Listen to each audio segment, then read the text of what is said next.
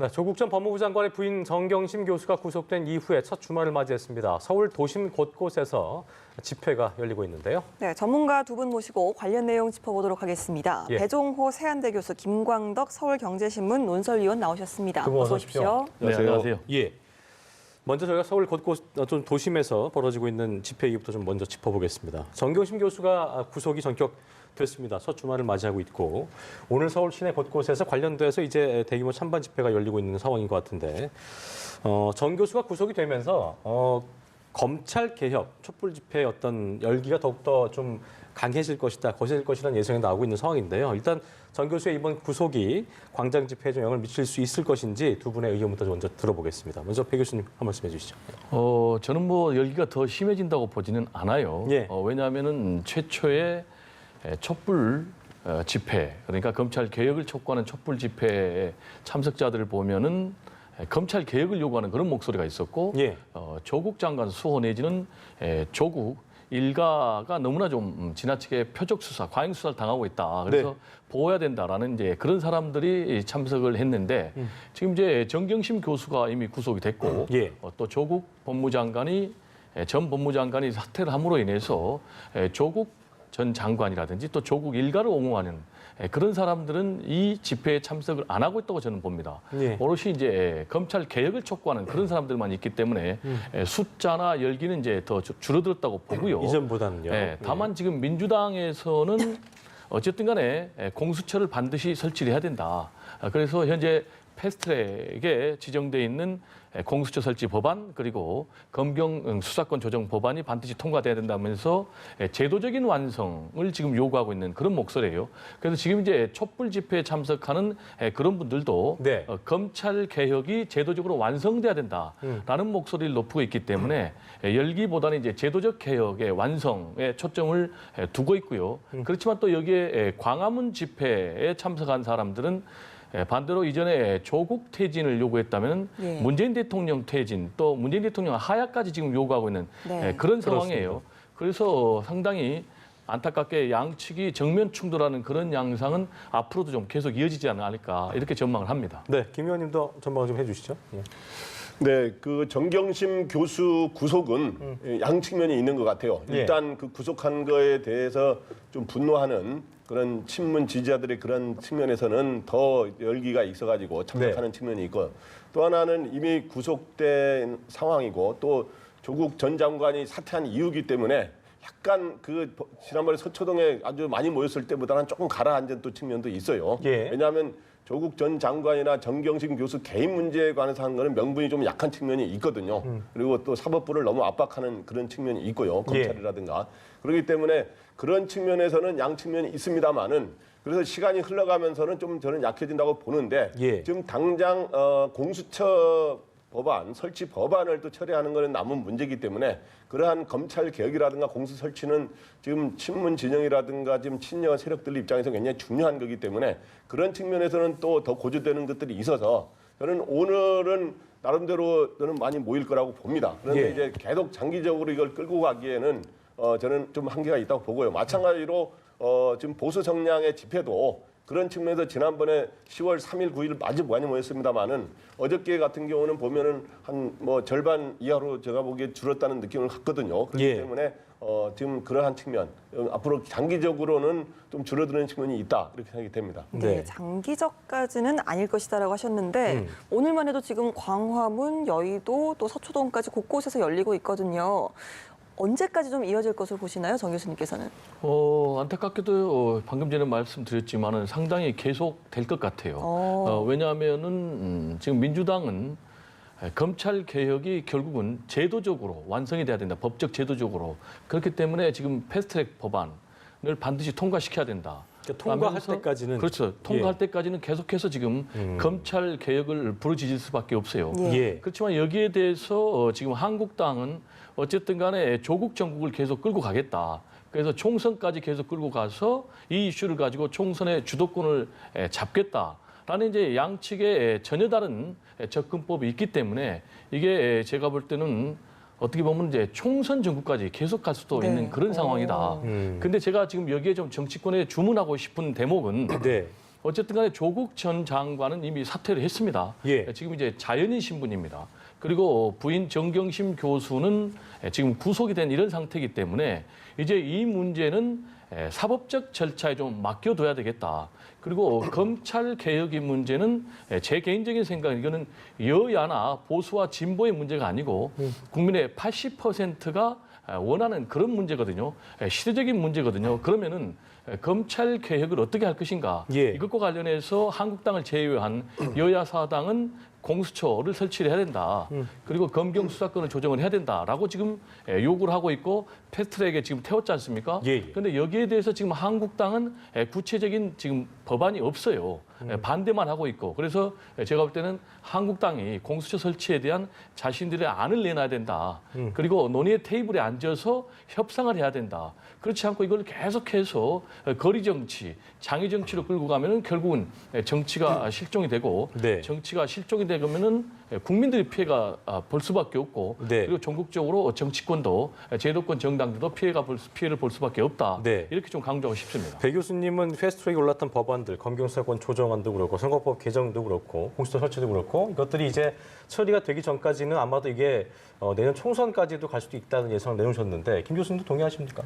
네, 저는 어느 정도는 동의합니다. 그러니까 이제 지금 현재 이 양측 간에 이러한 소위 세대결, 예. 광장 정치의 이런 대결 양상이 되는 거는 가장 근본적으로는 총선을 앞두고 있다는 측면이 사실 가장 크네요. 예. 그래서 지금 현재는 크게 세 측면이 있는데 하나는 조국 전 장관 사퇴와 관련된 게 하나 있고 예. 이게 지금 현재 수사와 아직 재판이 계속 되지 않습니까? 이런 거에 대해서 서로 압력을 가하는 양측에서 지금 압력을 가하는 모습이 있고 또 하나는 공수처 법안 등 검찰 개혁의 법안을 어떻게 하느냐 하는 문제. 또 하나는 이제 총선에 있어서 좀 그 일종의 캠페인 기간에 사실상 들어간 셈이거든요. 예. 그래서 누가 주도권을 잡느냐 하는 이런 측면 때문에 양측의 저는 집회는 꽤 이어지리라고 봅니다. 근데 이제 지난번에 9월 말 10월 초에 그래 대규모로 집회해가지고 세대결을 하는 거는 지금 이제 서대결로 나름대로 어느 정도 보여주지 않았습니까? 네. 그래서 이제 그러한 최대로 모이는 거는 앞으로 중간에 다 돌발적인 다른 상황 변수들이 없으면 저는 숫자는 더 늘어나지는 않을 거라고 보는데요. 네. 근데 저는 이거를 지금 멈출 때가 되지 않았느냐. 당연히 그거를 저는 양당의 지도자들이 그리고 대통령까지 포함해서 저는 이거를 일종의 광장의 대결, 이런 세 대결을 국론 분열로 가는 거거든요. 이런 네. 거를 멈춰야 된다고 호소해야 된다고 왜 그러냐 하면은 지금 현재 친문 세력의 집회든 간에 보수 세력의 집회든 간에 검찰과 법원에 대해서 사실상 압박을 가하는 구호들이 많습니다. 그래서 지금 현재 친문 집회에서는 지금 이번에 정경심 교수 구속과 관련해서 아예 욕설을 퍼부으면서 특히 인터넷 같은 데서도 그렇고 이런 식으로 비난을 했고 또 예. 마찬가지로 보수 집회에서는 무슨 조국 전 장관 구속 이런 구호들이 나오면서 이런 게 사실상 검찰과 법원을 압박하는 거는 예. 이거는 결론적으로 사법부의 이런 독립을 흔드는 측면도 있고 이건 직접 민주주의가 아니라 삼권 분립을 흔드는 거기 때문에 네. 굉장히 바람직하지 않으니까 여야가 자제를 요청해야 된다 이 생각이 듭니다. 그래 어떻게 보니까 지금 그 김 의원님의 말씀 들어보면 이 질문을 드렸을 때 부정적인 답변을 하실 것 같은데 어쨌든 광장의 대결이 국론 분열을 일으킬 수 있는 부분이기 때문에 정치권에서 이것을 좀 자중시키고 멈출 필요가 있다고 필요성을 얘기해 주셨는데 어제 이제 황교안 대표를 포함한 제1야당 지도부가 대통령 하야를 주장하는 극우 성향의 기독교 단체 집회에 참석을 해서 좀 문제가 되고 있는 것 같습니다. 일단 개별 참석이라고 밝힌 상태고 연설도는 안 했습니다만 어쨌든 종교적 색채가 강한 그 집회에 제1야당 대표가 참석하는 것 자체를 놓고 이제 적절한 것이냐에 대한 어떤 갑론을박이 일고 있는데 교수님은 어떻게 좀 보셨어요? 저는 제 개인적인 생각으로는 네. 부적절하다고 봅니다. 예. 왜냐하면은 방금 이제 극우 성향의 기독교 단체 집회라고 얘기를 했는데 대체적으로 그렇게 이 집회의 성격을 규정을 하고 있는 것 같아요. 예. 그럼 이제 제가 부적절하다고 보는 것은 이 집회의 성격 그리고 주장 두 가지 면에서 제1야당의 대표가 참석한 것은 부적절했다라고 예. 봅니다. 이 주장이 어떤 주장이 나왔냐면은 문재인 대통령의 퇴진, 하야, 심지어는 구속까지 나왔거든요. 그렇다면 과연 문재인 대통령의 퇴진과 하야, 구속을 일반 국민들이 원하는 것인가? 그러면 이런 집회에 참석을 했다면 이런 주장에 황교안 대표도 동조를 한다는 것인가? 그래서 기자들이 물어봤죠. 동조하냐? 그랬더니 상당히 동문서답으로 좀 얼버무렸어요. 예. 그리고 두 번째는 이제 이 집회의 성격인데 이건 사실 이제 종교 집회라고 하지만은 물론 이제 또 이 집회를 주도하는 사람이 정강훈 목사 아닙니까? 한국기독교 총연합회 회장. 그런데 이 한국기독교총연합회라고 하지만 명칭은 기독교에서 그렇게 대표성을 인정받지 못하고 있고 내부에서도 굉장히 이제 반발의 목소리가 높거든요. 그런데 지금 이 집회가 종교적 성격을 띠면서 동시에 정치적 성격을 띠는 혼합된 그런 집회의 성격을 보이고 있거든요. 예. 그러면 이제 우리 헌법에서는 정치와 종교가 분리돼야 된다. 그래서 정교 분리의 원칙을 분명히 얘기를 하고 있거든요. 그런데 지금 이 집회는 정치와 종교가 혼합돼 있는 그런 집회인데 여기에 또 황교안 대표가 참석을 해가지고 또 기자들이 질문하니까 말씀하신 대로 개별 신분, 자연인 신분으로 참석했다고 얼머부렸는데 당장은 황교안 대표 입장에서는 극우 성향의 기독교 단체들의 숫자를 생각하면 버릴 수가 없겠죠.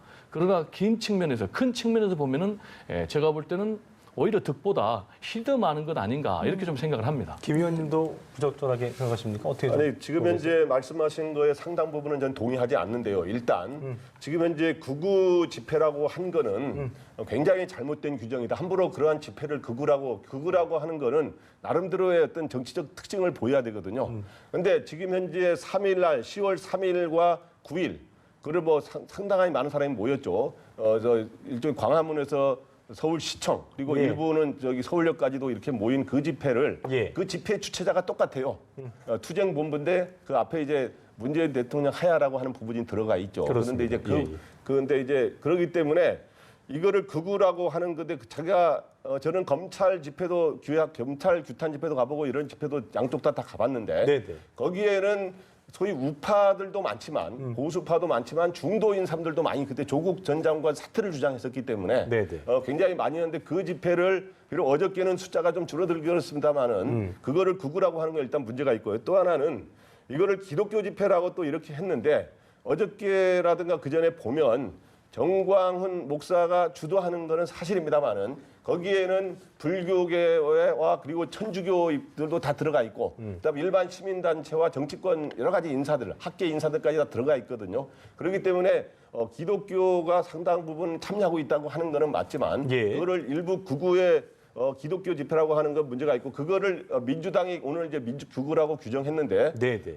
자기들에게 반대하면 극우라고 하는 거는 그러면은 검찰 집회는 그럼 뭘 어떤 식으로 좀 규정해야 되느냐 하는 그런 논란이 또 있거든요. 그렇기 때문에 그게 잘못됐다고 보고요. 그렇기 때문에 거기에 참석한 사람들을 이렇게 너무 폄하하는 이러한 측면이 있다고 보고 그런데 저는 그거는 하야 투쟁이라고 했는데 네네. 그거는 뭐 거기에 참석한 사람들이 다 하야를 바라서 저는 참석했다고 보지는 않아요. 사실은 그동안 조국 전 장관 사퇴를 많이 요구하는 거에 했고 그랬었죠. 근데 그 하야라고 하는 부분은 예. 저는 명칭을 수정하는 게 저는 옳다고 보고 일종의 문재인 대통령의 어떤 비판, 국정 전환을 요구하는 이런 집회가 돼야 되지 바로 그런 측면에서의 그 이름은 저는 좀 무리했다고 보고요. 그리고 그런 것들은 수정해야 되고 또 하나는 황교안 대표도 그러기 때문에 3일날, 9일날 똑같은 주최자가 한 거기 때문에 저는 참석할 수는 있다고 봅니다. 야당이 장외투쟁도 하고 그랬으니까. 그러나 이런 것들이 아까 이야기했지만 양쪽 간의 세대결로 안 가기 때문에 앞으로는 자주 참석하는 방향으로 가는 게 아니라 예. 이제는 오히려 여야가 이러한 집회에 대한 자중을 요구하면서 이제는 그런 거를 서로 세대결을 마감하는 거로 가야 되는 거 아니냐 하는 게 제 생각입니다. 예. 제가 이제 좀 팩트를 좀 얘기를 해야 되겠는데 네네. 3일날, 9일날 집회하고는 전혀 다르죠. 왜냐하면 3일날, 9일날은 한국당은 한국당대로 집회를 하고 결과적으로 전체 어우러진 거지만은 이거는 정광훈 목사가 주도하는 집회에 황교안 대표가 참석을 한 거예요. 그러니까 전혀 팩트가 다르고 그다음에 제가 극우 성향의 기독교 단체 집회라고 한 것은 이것을 일반적인 기독교 단체 집회라고 하면은 여기에 참여하지 않는 동의하지 않는 기독교 신자들이 엄청나게 반발하는 거예요. 예. 그럼 이제 거기에 수식어가 극우 성향의 기독교 단체라고 붙었는데 왜 극우 성향이라고 하냐면은 이분들이 이번에 집회를 할 때 먼저 이제 우리나라 애국가를 부르고 두 번째 미국의 국가를 또 불렀어요. 그리고 성조기를 함께 하고 그리고 주장을 한 게 뭐였냐면 공수처를 설치해서 공산주의 국가를 만들려고 하는 것이다라는 주장까지 나왔어요. 그러면 이런 주장을 그리고 대통령을 하야하고 퇴진하고 구속시키라는 주장까지 합치면은 이거를 극우 성향으로 안 하면은 우리 김 의원은 뭐라고 할 거예요? 아니 그게 그럼 진보라고 얘기해야 됩니까? 우리 배 교수님은 민주당이 극우라고 했는데 그런 좀 잘못된 규정이라고 보고요. 극우라고 했을 때 지금 현재 그러한 주장을 극우라고 하는 정치학을 공부해 보시면 알겠지만 극우라고 예. 규정하지 않아요. 그렇다면 정경심 교수가 구속될 때 그 현장에서 지금 나열하기도 힘든 여러 가지의 욕설을 퍼부으면서 하는 거는 과연 그게 뭐냐 이거죠. 바로 그 점을 대해서는 어떻게 평가를 하시는지 바로 그러한 판사의 독립적인 판단에 대해서 온갖 우리가 형언할 수 없는 욕설을 퍼부은 것에 대해서는 이념적으로 어떻게 규정해야 되느냐 네. 그 점을 한번 돌아봐야 된다. 이런 저희가 말씀을 드릴 드리고 말씀이 좀 많이 있어서 저희가 물어볼 말씀이 많아서 여기서 이 정도는 제가 마무리 짓겠고요. 다음 점 좀 드려보겠습니다. 네, 집회 이야기 여기까지 하고요. 네. 어제 문재인 대통령이 취임 후에 처음으로 이제 교육개혁 관계장관 회의를 열었습니다. 네. 대입 제도부터 공정성을 확립해야 한다라고 발언하기도 했는데 요즘 연이어서 좀 공정이라는 키워드를 강조하는 것 같거든요. 어떤 의미로 들으셨는지요, 배 교수님께서는? 문재인 대통령 입장에서도 조국 정부 계속되면서 현 정부가 표방하는 이제 공정, 예. 정의 가치가 상당히 훼손됐다고 보는 것 같아요. 동시에 현 정부는 어쨌든 간에 촛불혁명으로 인해서 탄생된 촛불 정권, 그래서 어느 정권보다 도덕성, 그리고 공정의 가치가 중요한데 이런 부분이 훼손됐다고 봐서 다시 집권 초반기에 공정과 정의의 가치를 내건 것이 아닌가. 그래서 이제 구체적으로 국회 시정연설에서도 공정과 계획을 강력하게 부르짖었지 않습니까? 그리고 또 취임해서 처음으로 교육관계장관회의를 처음으로 주재해서 또 이 공정의 가치를 강조를 했는데 예. 그럼 이제 공정의 가치가 가장 문제가 되고 있는 분야가 교육 분야라고 문재인 대통령은 보고 있는 것 예. 같아요. 왜냐하면 지금 여러 가지 불공정 가운데서도 가장 문제가 되는 것이 제도적 불공정입니다. 제도 자체가 불공정해 버린다면은 아무리 그 가운데서 경쟁을 한다고 해도 불공정한 사회, 또 불평등한 사회로 갈 수밖에 없지 않습니까? 그래서 이제 문재인 대통령이 이런 제도적 불공정의 뿌리가 지금 교육의 불공정에 있다. 예. 따라서 현재 지금 수시라든지 또는 수능이라든지 또는 학종이라든지 이런 것의 비중이 너무 높으니까 정시 비중을 한 40%로 높여야 되겠다라는 이제 구체적인 요구를 지금 하고 이거 이제 밀어붙이고 있는데 문제는 이제 일선 교육 기관에서 예. 어느 정도 수용을 할 것인지라는 게 이제 또 문제고요. 그다음에 또 전교조에서도 약간 이 부분에 대해서 반발하는 이런 부분들이 좀 있거든요. 그래서 이런 부분들을 어떻게 잘 반발을 좀 무마하면서 예. 끌고 갈 수 있을지 이게 지금 숙제로 남아있는 상황이 아닌가 이렇게 생각이 됩니다. 예. 말씀드린 대로 문 대통령이 최근에 이제 직접 전면에 나서서 국정 현안을 좀 직접 챙기는 일이 잦아지고 있는데 방금 전에 얘기한 그 부분도 그렇고 일각에서는 또 이제 이게 어떤 대통령의 만기 침남이 아니냐 뭐 이런 지적도 있는데 이 의원님께서 어떻게 좀 최근의 행보를 보고 계세요? 만기 침남이라 하는 게 여러 분야를 대통령이 다 직접 챙긴다 이런 뜻이거든요. 그렇죠. 그래서 사실은 만기 침남이 그렇게 나쁜 건 아니에요. 대통령이 사실은 여러 분야를 다 챙겨야 되고 그렇습니다. 섬세하게 챙기는데 그러나 내각의 자율성을 장관들이 그 업무 분야의 자율성을 상당히 보장해 줘야 되는데 예. 그거를 대통령뿐만 아니라 청와대 참모들이 다 해버리면 바로 그런 점에서 문제가 있다는 거지. 저는 대통령께서 여러 가지를 챙기는 거는 바람직하다고 보고요. 예. 최근에 대통령께서 조국 사태 과정에서는 조금 국정 부분에 대해서 조금 이렇게 좀 직접 전면에 나서는 게 좀 적었는데 최근 들어서 조국 사태를 이제 어느 정도 마무리 국면으로 들어가면서 지금 현재 경제장관 회의를 열고 교육관계 장관 회의를 열고 그다음 또 곧 이어서 반부패 협의를 열어가지고 여러 가지 이러는데 대부분 여기에 화두는 공정성을 확보하는 그런 거예요. 그런데 이제 그런 건데 저는 이제 이런 생각이 듭니다. 그러니까 그런 데서 나서서 공정을 화두로 내걸고 하는 그런 작업을 하는 거는 저는 바람직하다고 보는데요. 예. 취임사에서 했던 게 바로 그거 아닙니까? 공정과 정의와 평등. 근데 요즘에 조국 사태를 거치면서 많이 훼손이 돼버린 거죠. 그래서 그러면 근데 이런 거에 진정성을 가지려면 두 가지가 담보돼야 된다고 보는데 대통령께서 조국 사태, 즉 조국 전 장관을 임명하고 한 그거로 인한 여러 가지의 이 논란 이런 거에 대해서 국론 분열과 갈등에 대해서는 송구스럽다고 했습니다만은 조국 장관 임명에 대해서는 송구스럽다고 좀 분명히 말씀을 안 했거든요. 바로 그러한 거를 전제로 해야 국민들한테 설득력이 있고 그걸 딛고 우리 공정성 확보하겠다. 두 번째는 공정의 문제는 하루 이틀 내에 되는 게 아니거든요.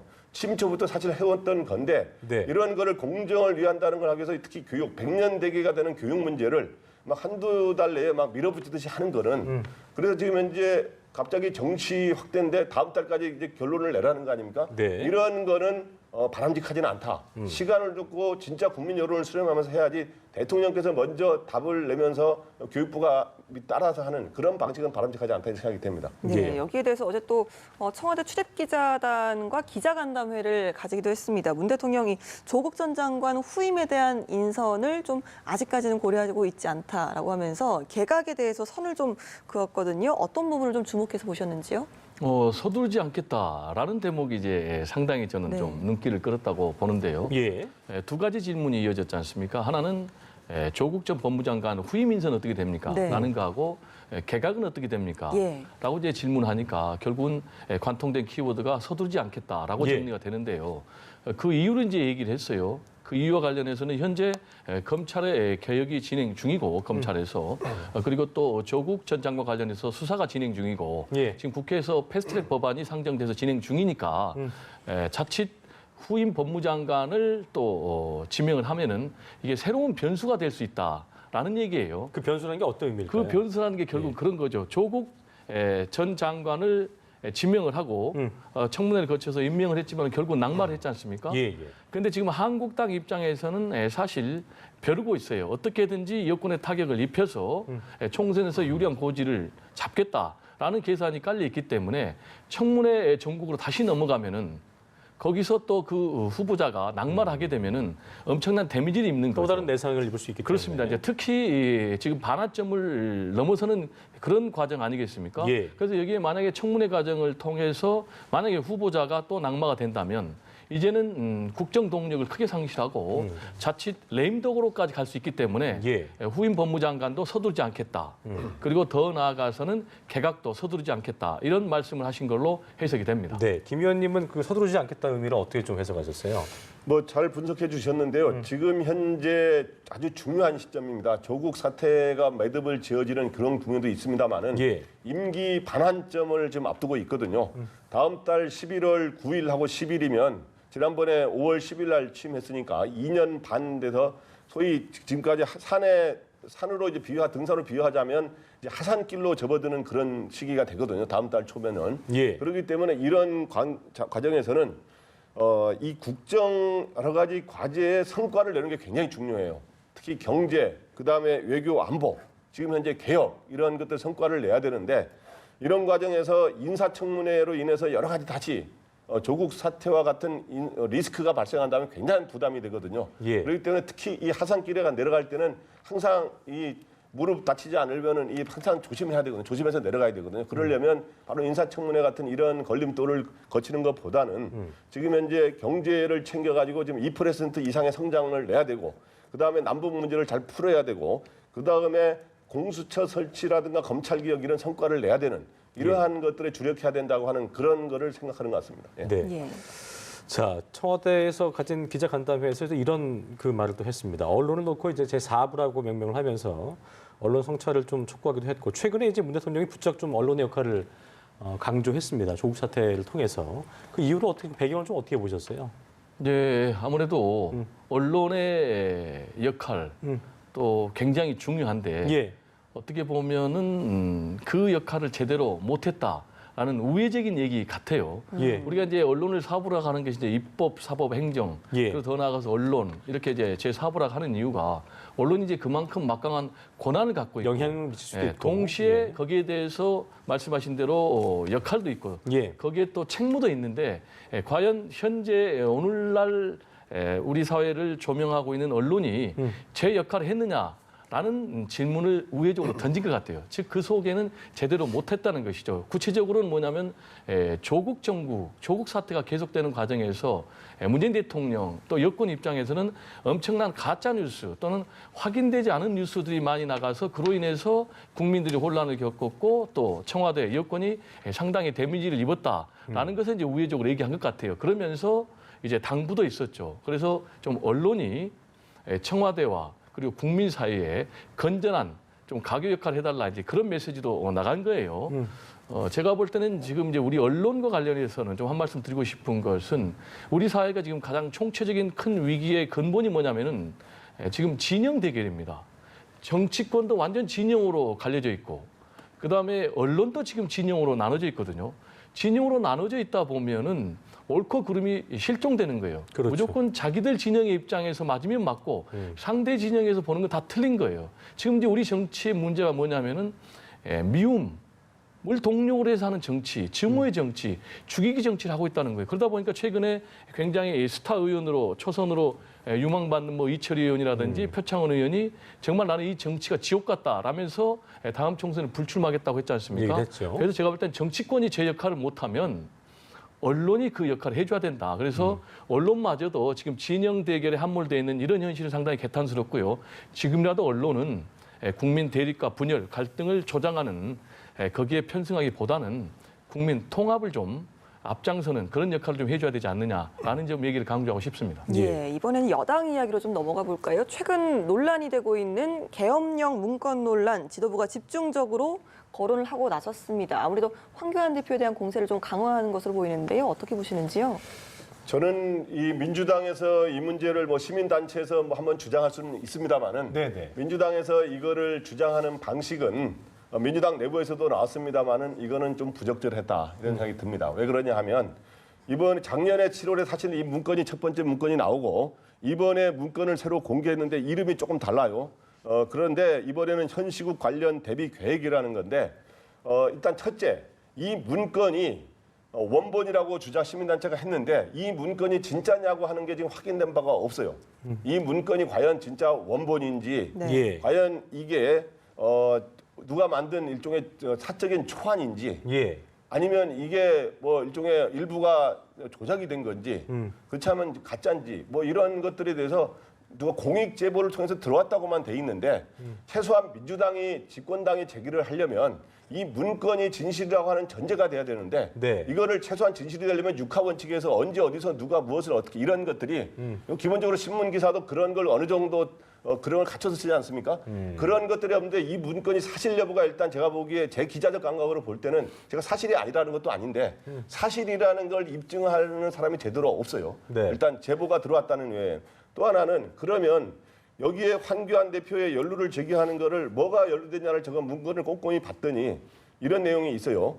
NSC 중심으로 정부 부처 내 군계의 필요성에 대한 공감대가 형성된 거는 황교안 대표가 연루됐을 가능성을 시사하는 거다 이러는데 네. NSC의 당시 대통령 권한 대행이었기 때문에 NSC 원래 의장이 대통령이 하거든요. 네. 그럼 의장 대행이기 때문에 황교안 대표가 연루됐을 거 아니라는데 여기에 군계의 필요성에 대한 공감대 형성이라고 하는 게 과연 그게 연루의 근거가 되는지 과연 이것도 문건의 진위도 확인되지 않은 상태에서 예. 그렇기 때문에 바로 그 점에서 기본적인 논리의 비약이 기본적으로 이렇게 설명이 단계적으로 돼야 되는데 논리의 비약이 있다 보니까 예. 국민들어야 뭐 자세히 이걸 다 읽어보지 못하는 경우도 있지 않습니까? 네. 일단 그런 상황이기 때문에 지난해 일단 검찰에서 이거에 대해서 어느 정도 매듭이 일단 지어졌는데 합동 수사단에서 그렇기 때문에 지금은 이걸 다시 검찰이라든가 수사에 맡겨가지고 그렇게 해서 진위를 규명하고 책임을 규명하는 네. 이런 식으로 가야 되는 게 아니냐 이런 생각이 듭니다. 우리 배 교수님께서도 기자 출신이시기 때문에 어쨌든 지금 그 김 의원께서 얘기한 대로 문건 입수 과정에 어떤 지적될 부분들이나 이런 부분을 전반적으로 보셨을 때 좀 어떻게 바라보셨어요? 이제 가장 중요한 것이 이 문건의 진위 여부죠. 그 예. 부분 이제 동의를 하는데 지금 이제 우리 김 의원은 이게 약간 가짜일 가능성에 더 무게를 혹시 둔다면은 이 부분은 확인을 해봐야 된다. 왜냐하면은 검찰이 이미 압수수색을 해가지고 갖고 있다는 거예요, 이 문건을. 예. 그리고 지금 민주당 주장은 뭐냐면 문건의 사실성도 상당 부분 확인이 됐다는 거예요. 네. 그렇다면은 만약에 이게 진짜가 아니라면 위조했다는 거거든요. 그러면 검찰의 압수수색이 돼 있는 이 문건을 위조할 가능성은 저는 없다고 봐요. 그래서 진본인지 위본인지는 알 수가 없으나 어쨌든 간에 진위를 확실하게 조사를 해야 된다. 그래서 예. 만약에 이게 진본이라면은 지금 이거는 상당히 심각한 문제예요. 왜냐하면은 이 문건을 작성한 게 기무사에서 작성한 계엄령 검토 문건이거든요. 예. 그런데 알다시피 현행 우리 법상으로는 기무사에서 계엄을 하는 것이 아니고 이 문건은 합참에서 하는 것입니다. 그런데 기무사에서 이 계엄 문건을 작성했다는 것 자체가 상당히 심각한 범죄예요. 더구나 이제 우리 국민들은 지금까지 우리 역사에서 7차례나 계엄을 당했거든요. 그렇기 때문에 저만 해도 계엄의 계자만 나와도 깜짝 놀라는 거예요. 그래서 이 부분을 철저하게 수사를 해야 되고 그다음에 이제 황교안 대표가 여기에 연루가 됐는지 안 됐는지는 말씀하신 대로 문건의 진위 여부가 확인이 돼야 되고 만약에 문건이 진본이라면은 두 번째는 황교안 대표가 연루가 됐는지 안 됐는지를 확인해야 돼요. 예. 왜냐하면은 황교안 대표가 당시에 박근혜 전 대통령이 이제 탄핵이 가면서 본인이 국무총리면서 대통령 권한 대행이었기 때문에 자연스럽게 NSC 의장이었거든요. 근데 NSC 의장으로 NSC 회의에 3차례나 참석을 했다는 거예요. 그러면은 이 문건을 혹시 보고받았을 가능성이 있는 거예요. 그리고 또 반대로 보고를 안 받았다면은 이 부분도 오히려 검찰 수사를 통해서 명명백백하게 밝혀주는 게 예. 황교안 대표를 위해서도 낫다. 그런데 안타깝게도 황교안 대표가 이것과 관련해서 아직까지 한 번도 검찰에 소환돼서 조사를 받은 적이 없기 때문에 조국 관련해서 대대적으로 검찰이 윤석열 검찰이 그렇게 수사를 했다면은 이 부분도 빨리 즉각적으로 수사에 착수해서 명백백백하게 진실을 좀 가려야 된다. 이런 말씀을 좀 강조하고 싶습니다. 알겠습니다. 네, 그런가 하면 여당 내부에서는 좀 다른 목소리 나오고 있습니다. 작년에 좀 최초로 이 문건을 공개했던 이철희 의원 같은 경우는 너무 나갔다. 낡은 정치다 이렇게 발언하기도 했는데요. 여기에 대해서 어떻게 들으셨습니까? 이제 이철희 의원은 제가 볼 때는 뭐 상당히 이제 소신 발언을 한 것 같아요. 예, 예. 그래서 결국 이제 불출마 선언까지 했지 않습니까? 그래서 너무 나갔다, 낡은 정치 문법이다라는 것은 제가 볼 때는 이철희 의원은 상당히 정치 공세다. 라는 쪽으로 좀 해석을 한 것 같아요. 물론 여기에 대해서 민주당 지도부는 아니다. 아까 말씀드린 대로 그런 이유 때문에 수사를 해봐야 된다라는 예. 입장인데요. 지금 이철희 의원 같은 경우는 기각이 탄핵이 인용이 돼버렸기 때문에 네. 결국 이게 검토가 안 됐다. 그래서 더 이상 진행이 안 됐기 때문에 거기까지 갈 필요가 없다라는 주장인데 제가 반복해서 얘기 드리지만 문건의 진위 여부가 확인을 해가지고 만약에 진본이면 여러 가지 의혹들에 대해서 검찰이 수사를 통해서 깔끔하게 정리해 주는 것이 가장 바람직하다. 네. 더 이상의 정치적 논란을 만들지 않기 위해서도 그것이 네, 바람직하다라고 말씀드리고 싶습니다. 예, 예. 덧붙여서 이야기하면은 그 문건의 진위에 대해서 저는 어느 쪽에 기울어서 한 적은 없고요. 여러 가능성이 있다. 진지할 가능성도 원본일 수도 있고 초본일 수도 있고 여러 가능성을 이야기했고요. 네. 그다음에 진짜 누구에 의해서 바뀌었을 수도 있고 뭐 이런 네. 가능성을 이야기했고 또 하나는 바로 그러한 논리라면 황교안 대표의 만약에 문건이 사실이라면 조사를 해야 된다고 하는 건 저는 인정합니다만은 NSC 중심으로 무슨 공감대 형성, 군개입에 관한 공감대 형성이 됐다는 것들이 황교안 대표에 연루된 중요한 근거로 된다면 지금 현재 청와대에서 지난번에 민정수석실에서 문건이라든가